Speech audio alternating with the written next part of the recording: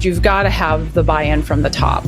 It can't be something to just say we're checking a box, we're trying to get a grant, we're trying to say we're doing something. I decided that based on the research, some from the national FOP, that the best place to start with a wellness program was peer support. We have our in-house therapists. I haven't talked about that much yet, but that's another option, and that has been so successful. The trust comes from relationship building, and that happens outside of the therapy room. We finally got the approval to have an intern. We have 8 or 9 people applying, and we're only going to pick one of them. But those other people that came, they learned a whole lot about what we're doing.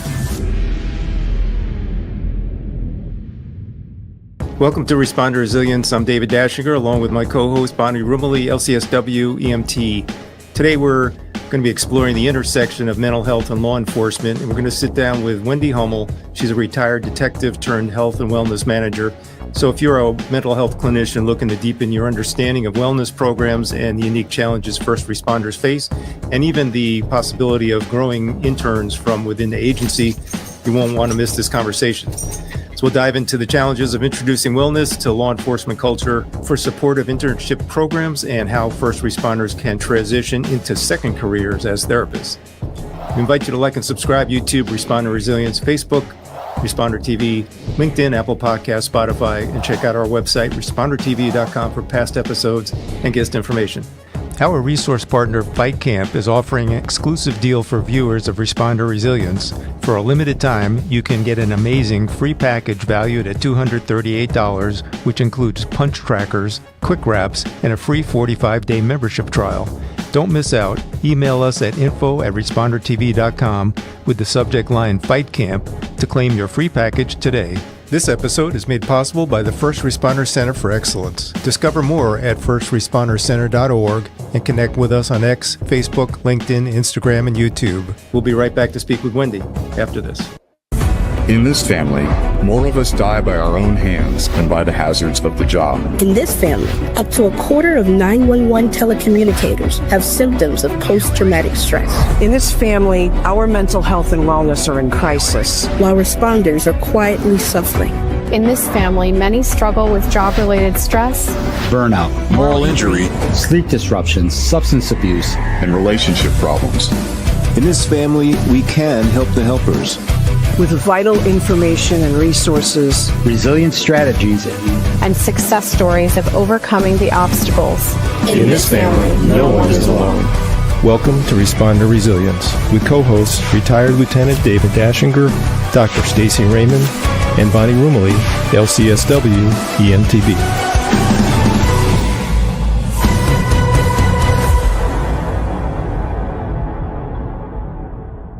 We'd like to welcome back Wendy Hummell. Wendy's a law enforcement veteran with over 25 years of experience. She started her career in 1996 as a special agent with the Immigration and Naturalization Service and retired as a detective from the Wichita Police Department, focusing on persons crimes investigations, including homicide and sex crimes. Currently, she serves as the Health and Wellness Manager for the Sedgwick County Sheriff's Office, where she developed an organizational wellness program and supervises a 60-person peer support team. And she's taught numerous classes at conferences and webinars, holds a bachelor's and master's degree in criminal justice, is a certified yoga instructor, and is passionate about promoting holistic wellness among first responders. And in addition to all that, Wendy co-hosts the Guns and Yoga podcast, which was launched in 2021, aiming at providing support and resources for first responders and their families. She's also pursuing a second master's degree in counseling and enjoys outdoor activities with her family. So thank you for making the time to be with us today, Wendy. Thank you for having me again, David and Bonnie. I loved your podcast, and it's really an honor to be here again. So thank you. Well, thank you. And it's always nice to have a part two. Mm-hmm. And you're part of a select few. So it's really great to have you back to chat some more. Just for our listeners or viewers who weren't familiar with what we discussed last time, just a little bit of a recap. You've had such a diverse, wonderfully accomplished career in law enforcement. And I'd love for you to share with us what inspired you to make this shift from law enforcement into focusing on health and wellness and then now getting a master's in counseling.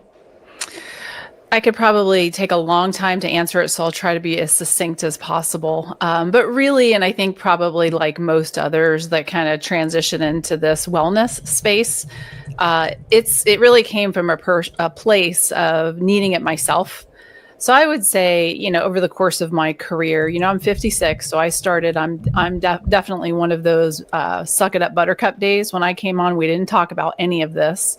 And when I say any of this, I mean just taking care of yourself, speaking to people about what might be bothering you, what we see. And it wasn't really until I was in like my mid 40s that things really started to make sense to me as to certain things that were occurring with me. Physically and mentally, I had struggled with different issues, but I had also noticed that the people that I was working with, some of them were really struggling with mental health issues, addiction issues. And I didn't know how to help them, and I didn't know how to help myself. Rabbit hole of just some self-transformation, learning how to help myself. Excuse me. Started going to therapy in addition to, practicing yoga. I have water, but I think I'm all right. Yoga and meditation came into my life when I was about 40, and that really seemed to start helping me. And really, when I started doing those things, it wasn't for that reason. It was to get back into shape after having kids late in life. And I started to notice that it made me feel better in ways that I now understand. And so once I started to put all these pieces together, started to heal myself, I felt like I wanted to do more once I started to understand that as first responders, we do a really good job of taking care of the community. I was dedicated my whole career to serving victims in the community and, putting the bad guys away, going to court. Like, I absolutely loved what I did. And so does everyone else that serves alongside me. But we don't do a great job of taking care of ourselves, and neither do our organizations. And I'm not calling out one particular organization. It's just the collective.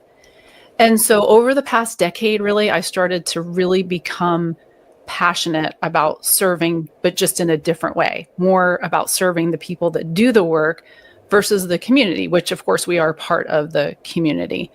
So I'd say that it really started about 10 years ago when I could really pinpoint when this conscious shift was made. And I certainly understand your shift because I've made a very similar shift in my life, really, really focusing lately, not on being on the ambulance, but in helping more in a macro way, because I feel the more first responders I help, it's then going to trickle down to the patients. So in a way, it's this collective macro. So I totally understand. I've had a similar process myself. Yeah. Yes. So you understand. As firefighters and first responders, we're brilliant at the basics. We master the art of stretching the line, and we excel at being there for those who need us most. Yet even the best of us can be caught off guard. We sometimes face unexpected challenges like injury, cancer, or post-traumatic stress symptoms. But you're not alone. The First Responder Center for Excellence is here to equip you with the tools and resources you need to stay informed and prepared. We help you focus on staying strong, safe, fit, and resilient. Optimize your performance with cutting-edge health, wellness, and science information. From fitness to nutrition, medical evaluations to behavioral health, cancer awareness to cardiac health. We've got you covered. Remember, we're stronger together. Discover more at firstrespondercenter.org and connect with us on X, Facebook, LinkedIn, Instagram, and YouTube. The First Responder Center for Excellence. Equip yourself with excellence for every call. I salute you for the success of finding a new chapter in your life after retiring from law enforcement. Of course, you're still involved with law enforcement, but you've really created an amazing purpose and mission. And I wanted to just touch on that piece because, we could say if we build it, they will come. And if we create a wellness program, we intend that our agency or department comes. But what's it like trying to get buy-in from police officers in particular to engage with wellness resources? How much time you got? That's a loaded question, David. But the first thing I want to say is that, it really has to start with the leadership of the organization, because nothing's going to happen without buy-in from the top. Now, there's a lot more that's involved. And the reason I say that, and I think this is important to say, is that I told you I started down this rabbit hole 10 years ago, I wasn't retired yet. And I really was trying to get some sort of a wellness program going at the agency I retired from. And at that time, it wasn't a priority for the leadership. And so there were a few things that I was able to kind of get going there. But really, in the end, it wasn't a priority. So after I retired, the sheriff of, I think you guys understand, like there's police departments and sheriff's agencies that are in the same town. And so the sheriff had been my boss previously at the police department. He also retired and then ran for sheriff. And he was looking to do something. He didn't quite know what to support the people at his agency. For an agency the size of Sedgwick County, we have had 10 line of duty deaths, which is a pretty significant number for an agency that size. And so one of the first things that the sheriff was noticing is that people were struggling around those anniversary dates, but then it really started to become a lot more, as you both know. And so when he had asked me after I retired to come work and create a wellness program, that's really the first thing, is you've got to have the buy-in from the top. It can't be something to just say we're checking a box, we're trying to get a grant, we're trying to say we're doing something. As you guys know, he really knew that it was something that I had started to research. And so it started there. But I will be, with full disclosure, this has not been an easy process. I mean, over the last 6 years, I'm really proud of where we are today, but it has not been easy.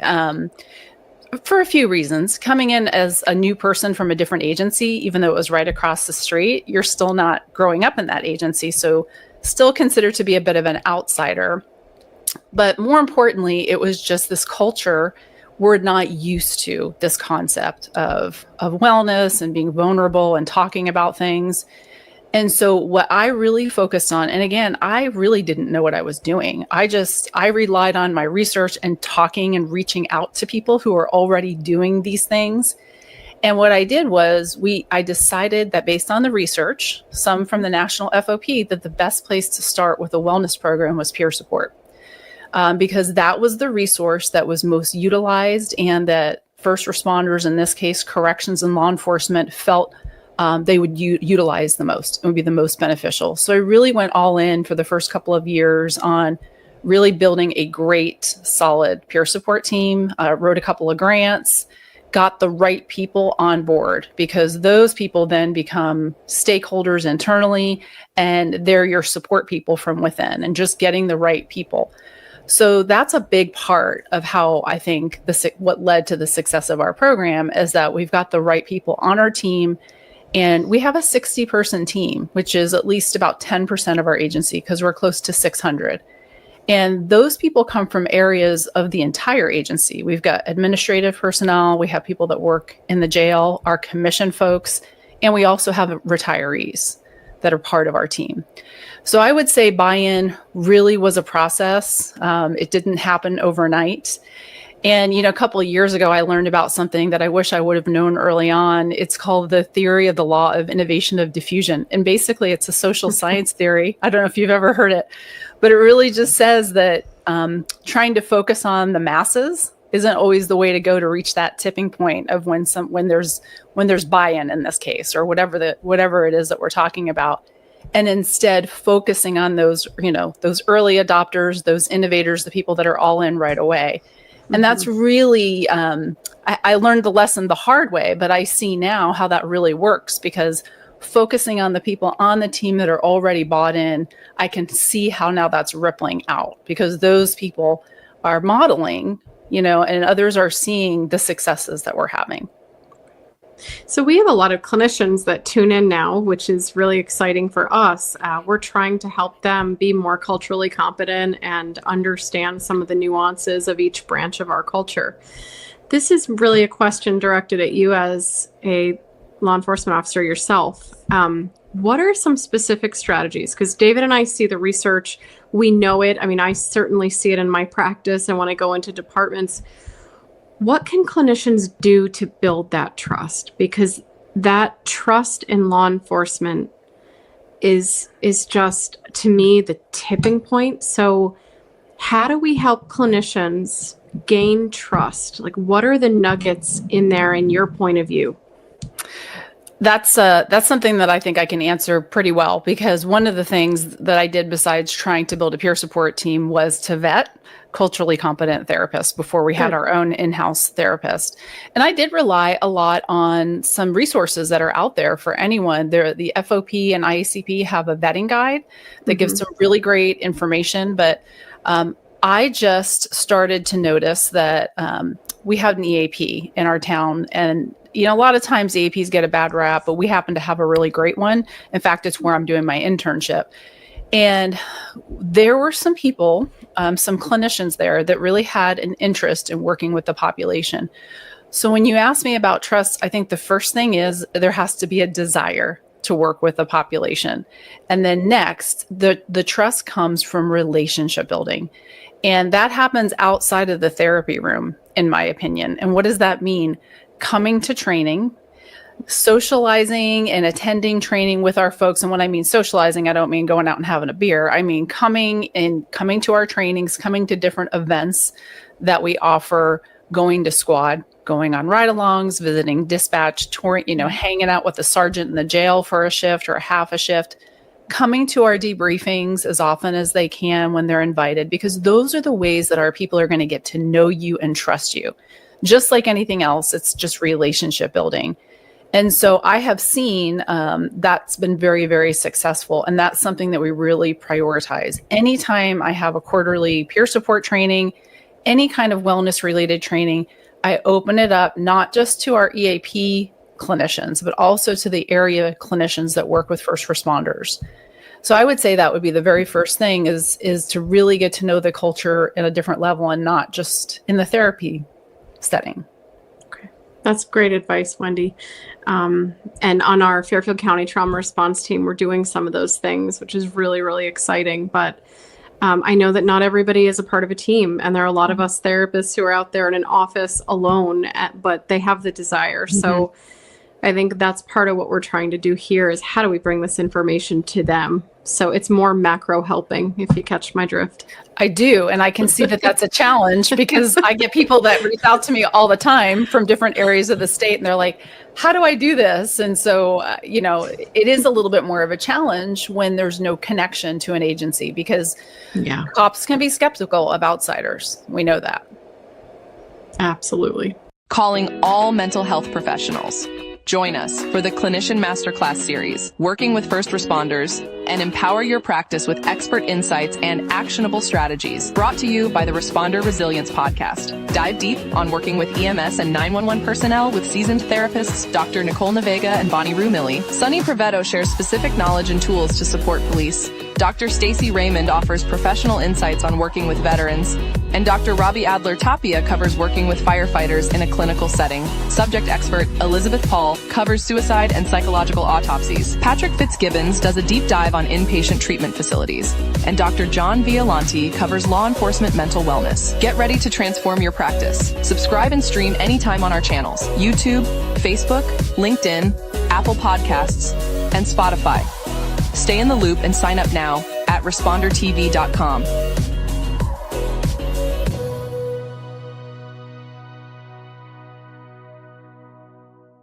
So we see a lot of the same thing in parts of the country. Could be like in the Northeast, for example, where there's a lot of small municipalities that all have separate departments, separate agencies, separate programs, and then trying to figure it out from scratch, right? There's no guidebook for creating these kind of programs. So yeah, we do get a lot of calls from people who are looking for resources like you're describing, Wendy. And I'm curious, outside of EAP, how do you connect with clinicians who might be a good fit for the agency and for that matter, other, say, community organizations that might be good resources for your wellness program? Yeah, so it was a challenge at first because it was a priority for me to find those folks. So like I said, very early on, I was fortunate enough to be able to connect with our EAP and work with some of them. But in addition, in our state, we've got a nonprofit organization called First Midwest. It's actually the sweatshirt I'm wearing. I did it on purpose. It's a peer support organization. And one of the things that they do statewide is similar to the national level is we vet culturally competent clinicians across the state. So you can go onto the website, and there's a process that goes on just very similarly to what I talked with you about, but a little bit more in depth about being able to vet somebody so that they get onto this list on the website. So that's one thing, but I will tell you that when I first started this out, there really weren't a lot of names in Wichita, Kansas. It was mostly the Kansas City metro area. So I had to do a lot of these things myself. And really what I did was I just started reaching out. I started asking people that were willing to share with me, do you go to a therapist? Who is it? Do you like them? And it just kind of grew from there, quite frankly, and just doing a lot of, meeting with people on my own, word of mouth, and then developing kind of this list, for lack of a better way of saying it, of different folks. So, with our program, we try to offer as many options as possible. So we have a really great EAP that is very high utilized. We've got great area clinicians that now our insurance at the county has a very low copay. If that particular clinician will take our insurance, it's only $25. It used to be much higher. And third, we have our in-house therapists. I haven't talked about that much yet, but that's another option. And that has been so successful because she is culturally competent. In fact, she came from the EAP that I'm referring to. And so there's 3 different options. And so it took a lot of time, effort, and energy to get all of those resources in place, but it is something that's ongoing. And now it's not just me that's doing it. Yeah. Well, talk about what it's like with an embedded clinician. What are some of the, we've highlighted some of them in different shows, but in your point of view, what are some of the pros as to having that embedded clinician right there? There's a lot of pros, mostly pros, very few cons. So of course it has to be the right fit. And I will tell you that was a challenge at first, because once we got the green light to hire someone, having the right person isn't always an easy thing to find. And so fortunately, our current in-house therapist was somebody who we'd worked with for several years. She'd worked real hard on embedding herself, even though she didn't work with us yet, into our culture. She had already been seeing so many of the people that work at our agency. And all the things that I mentioned, she had been doing, coming to training, building trust. She, just her style is, in the therapy room, first responders really took to. She's, obviously very empathetic, but direct and caring. And she just really, she was great, very, very popular. And so when she came in and decided to work with us, we really just kind of continued on with that. She had an advantage of already knowing some of our folks already because of that, but she's still doing it to this day.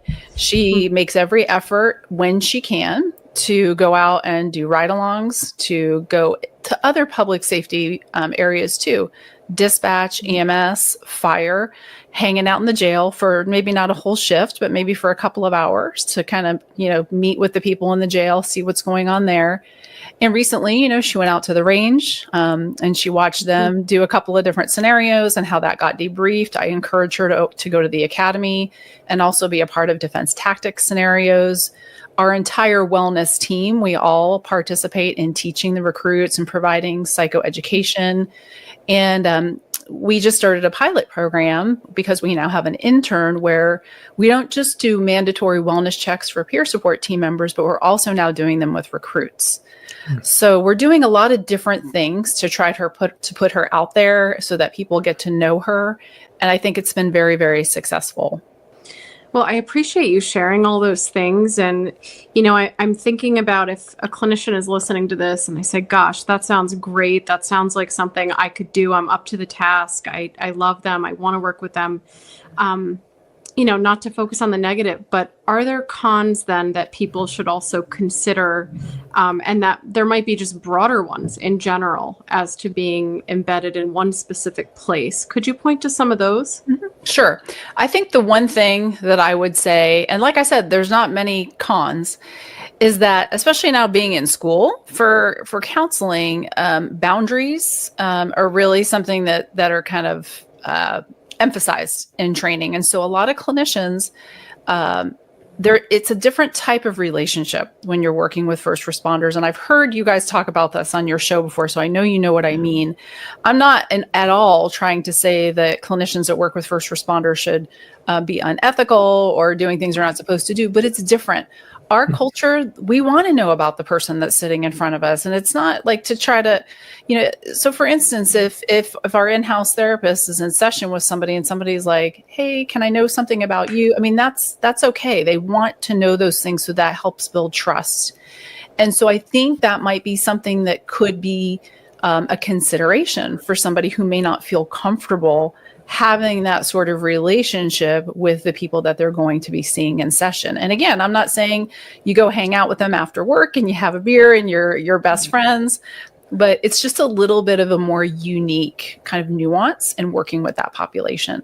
As first responders, we kind of, get to know people in a different way than casually, right? We're going into some pretty intense, I don't know if intimate's the right word, but situations where we're seeing a side of somebody. So I guess as first responders, we appreciate if a clinician can kind of let us into their world a little bit, just give us a glimpse of who they are, and that helps to build trust and confidence.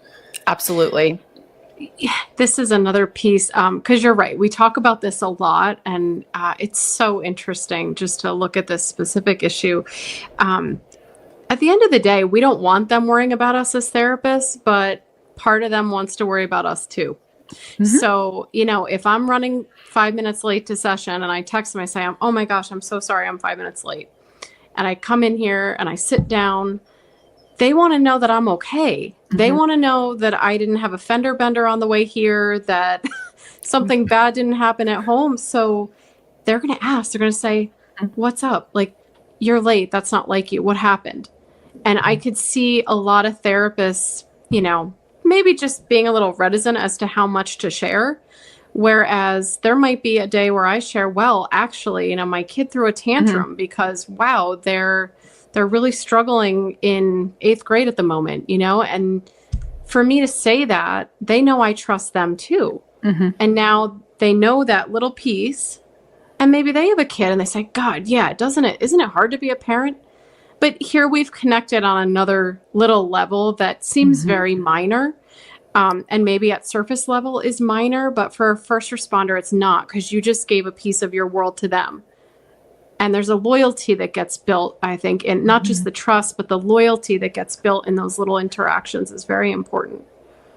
I agree. And I can tell you, our in-house therapist, she's part of the agency. She's part of not just our wellness team, but, people really consider her part of the organization. So it's really important for that piece to be something that people consider, because it is something that will really help you get accepted quicker into the culture. So Wendy, I want to shift a little bit into something you've told us about that I think is brilliant and innovative, and I want to hear more about it. You've got an internship program, and love for you to talk about that. How does it benefit the department, and how does it benefit the students that are the interns? Yeah, I'm really excited to talk about this. So one of the things that I knew I wanted to do early on, and I don't remember where I got this idea. I'm sure I got it from somebody else. I just can't remember where I got it from. First of all, I knew that we were going to need more help. So our in-house therapist, which this isn't a bad thing, she's very busy. And so most of what she does is see clients. But like I said, she also spends some time doing some of this, going out and hanging out with everybody in their respective areas, doing some training, which we want her to do. We don't want her 100% of the time in the therapy room. So it was also to start to alleviate some of that and get somebody else on board to help see people. But more importantly, early on, I started to notice that we had kind of a lack of culturally competent clinicians in our area. And some of it was that I just knew who they were. But I also started thinking, well, why don't we talk to people more about how to better serve this population? And so we finally started, with when you work for the government, things happen a little slow. So we finally got the approval to have an intern. And so that entailed reaching out to all of the programs in our area. And in Wichita, we have 4. Doesn't mean that we can't get an intern that may be outside of Wichita, but those are the programs that we have locally. And so just started to reach out And the idea is this. It's just simply to, first of all, educate. So even if somebody isn't selected to be the intern, we just had a process yesterday for our second intern. And so we have 8 or 9 people applying, and we're only going to pick one of them. But those other people that came, they learned a whole lot about what we're doing. Mm-hmm. And I can tell you most were really impressed and didn't even know that that was something that was offered. And so it's to educate, but then it's also to let the person who gets the opportunity to do the internship get an inside look into our world. And I can tell you that we got really lucky with this first intern. She's also a college athlete. And so when she came into her interview, she talked about the, kind of the connection and the overlap between being an athlete and being a first responder. And she's really, really been very successful. And, she's a little bit younger, but we have a very young agency. And so it's also been kind of nice to have somebody a little bit younger who can relate to some of our folks, but she still sees people of all ages. And so it's to educate, but it's also to inform them, and it's also to open their eyes. And so what's happened is that she's had such a successful experience that she talks about what she's doing with her friends and her, her students and her instructors. So it starts to ripple out. And so now people are seeking us out, because they want the opportunity, this really unique opportunity, because we expect our intern to do the same things as our in-house therapist. All of the things that I mentioned earlier, they get to go on ride-alongs, and they're like, oh, I get paid for that? I'm like, yeah, you get paid to go on a ride-along and to go hang out in the jail and things like that. So if that's something that is of interest to somebody in school, and it's almost to what I've noticed is that it's almost like they didn't know they were interested because they didn't even know it was something that was available to them. Mm-hmm. And also, the fact that I'm in school now too, is I get to talk about what I'm doing with instructors and some of the students. So that's another way for me to get that information out as well. Introducing FightCamp. Thousands of workouts led by expert trainers that meet you on your time. Live punch stats motivate you to push harder and help you map out your progress. Knockout achievements, or go head-to-head against other rivals from across the country or across the living room. Learn the basics and sharpen your skills over time through tailored paths. Join the biggest boxing community in the world without leaving your home. FightCamp. Hey everyone, if you're looking to elevate your fitness journey, listen up. FightCamp is rolling out an incredible offer just for Responder Resilience listeners, an absolutely free package that includes punch trackers, quick wraps, and a 45-day membership trial valued at $238. This isn't just a workout, it's a way to track your progress in real time with advanced technology. You'll have access to over 3,000 on-demand workouts tailored for all fitness levels, so you'll never run out of options. Kickstart your fitness journey and follow these simple steps to get your free package. Just email us today at info@respondertb.com with the subject line Fight Camp, and we'll send you everything you need to sign up and claim your free offer. That's info@respondertb.com. Well, the neat thing is this is a growing part of our field in mental health.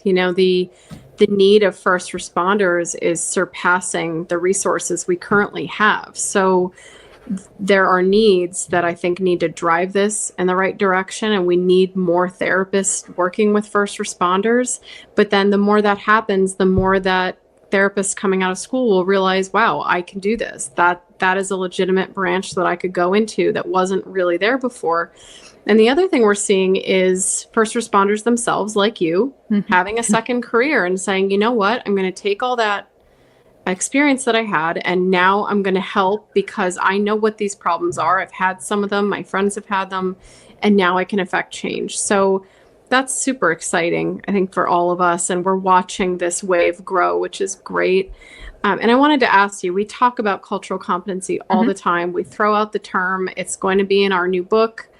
But we also know there are therapists who either are brand new, learning the culture, or maybe just have decided not to jump in all the way, but they do it a little bit. On a scale of 1 to 10, how do you rate, with all of your experience, the importance of having a culturally competent mental health person?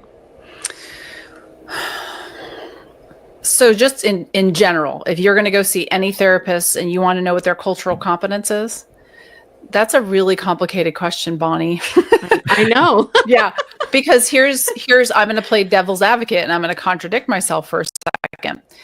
I have been able to meet a lot of really great therapists that don't necessarily, I wouldn't consider them to be culturally competent yet, but I can see that they have the desire to learn and they have the personality. So I'm one of those, it depends people, you know? So if you have somebody, and I'm seeing this from a different lens because I'm currently in an internship at the EAP, there's other therapists that are new that aren't necessarily culturally competent, but I can see that they have a desire to learn about the culture, and they're very successful with some of their clients that are first responders. So I think it's something that even if at first you don't have it, if you click with your therapist and you like them and they're working for you, it's something that can build and grow. I love that answer. It's a very complicated question, a very hard one, especially if we have colleagues listening. But I love how you answered that. And, you know, there's so much to be said for the passion being there. We can teach anybody how to do anything, but there are some people that we wouldn't be able to teach to stomach or deal with the subject matter even that we deal with in this population. So I loved your answer. Thank you. And you're right, though. That's definitely something to consider is, are they prepared to hear those things? To your point, Wendy, it's not the be all and end all. There are probably many first responders who have therapists who are not quote unquote culturally competent, yet they have a connection and the therapy is effective. And so it shouldn't be a deal breaker per se, but obviously it's an important factor to take into consideration. You know, the other thing that we haven't mentioned really ever is that just because you're a first responder also doesn't mean you're necessarily going to therapy for first responder things. Now, yes, are the calls a part of your life? But some of the first responders are not plagued by the calls. The shift work impacts their marriage and their ability to parent. So I think there's always that piece there. But there are also other people in the population that have strange hours and shift work. So although first responders may go to therapy, it may not always be tied into their work, and their profession may be actually more in the background of their issues than some of the other things they're dealing with. Yeah, absolutely. That's a great point. And one thing I did want to just quickly add about the cultural competence piece is I've also met and become friends with some therapists that have several first responder clients, but it's almost like their clients educated them and their clients made them culturally competent. They may not have been right away. So that's kind of another way to look at it, which is something we look at is, you know, what percentage of your client list are first responders, and that makes a difference too. So there's just so many different factors that go into it. Yeah, another term I heard recently is cultural humility, which is, you know, maybe we don't know it all, we haven't heard it all, but just to be open, you know, curious and willing to say, I need to learn about this, but I'm not an expert. So all good stuff. You know, David, I still do that every week. I'm learning something. I mean, even though we do this and the amount that we hear first responder things, and I am one, but I don't know it all, you know? And so I think we all have to have that humility, because every week we're going to learn something different. And just because I know one police department doesn't mean I know Wendy's police department. I mean, there is so much to know. I think for clinicians listening, keeping yourself curious is the most important thing you can do, and not assuming that the responder sitting in front of you has the same experience of all the others in their branch just because they have a title. You really have to understand where that person's coming from and what it's like in their particular job. Right. In their particular head, even. Yes. Wendy, this is so cool what you're doing, becoming, you know, basically a therapist or a clinician in your life 2.0. And I'd just love to get your thoughts on first responders pursuing second careers as therapists. And this is kind of obvious in some ways, but how do their experiences kind of benefit them in that role? Yeah, I think in my case, it's more like my 3.0, but, but yeah, of course, there's so much, right? I mean, if I reflect back on my career, and I think it can depend too, because when we say first responders, that's several different professions, right? Mm-hmm. So for me, I can say, I was a career detective. So I spent a lot of time talking to people, building rapport. Now, obviously, the intention was a little bit different. So I've always been somebody who's been very curious, just in general, about human nature. And of course, the focus is different. And I have been told by one of my instructors that sometimes you have to stop being so focused on fixing and solutions and asking questions. So I think sometimes our practical lived experience can be really beneficial, but also in this case, you have to sometimes rein it in and learn that, things are a little bit different in a therapy setting.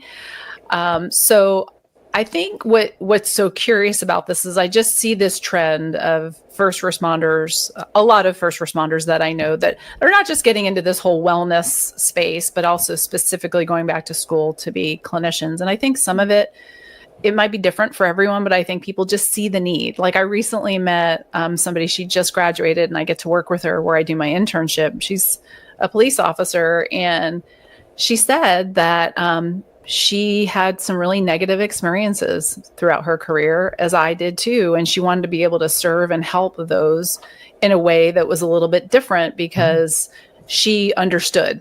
And so, and I think that's what a lot of it is that I think people who get into these professions, we have a servant's heart. And so I think that's just a continuation in doing it in a different way.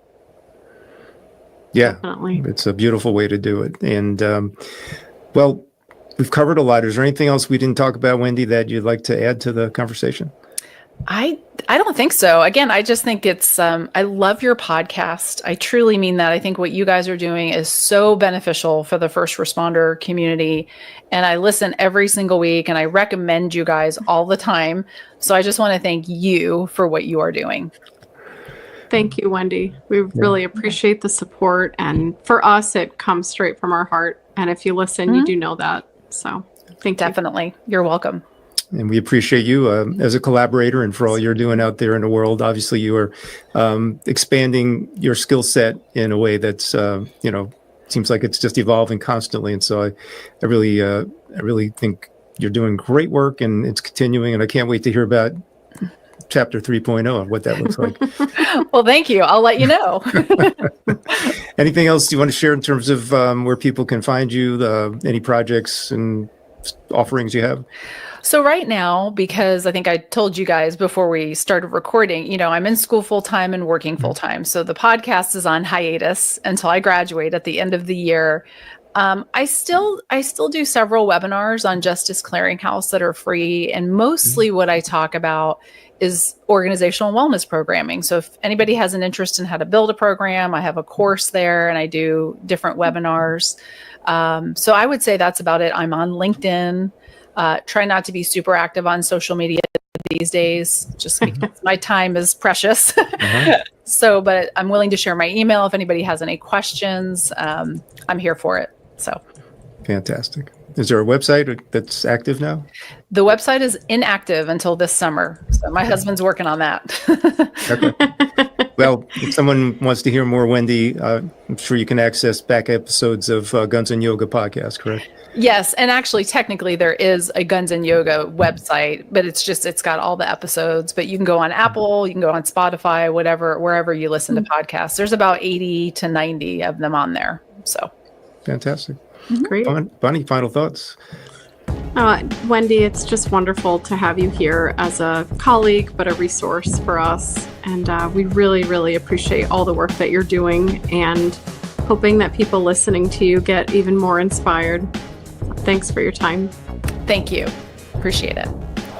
Remember to like and subscribe YouTube, Responder Resilience, Facebook, Responder TV, LinkedIn, Apple Podcasts, Spotify, and go to our website, respondertv.com for past episodes and guest information. Till the next time, stay safe, be kind to yourself, take care.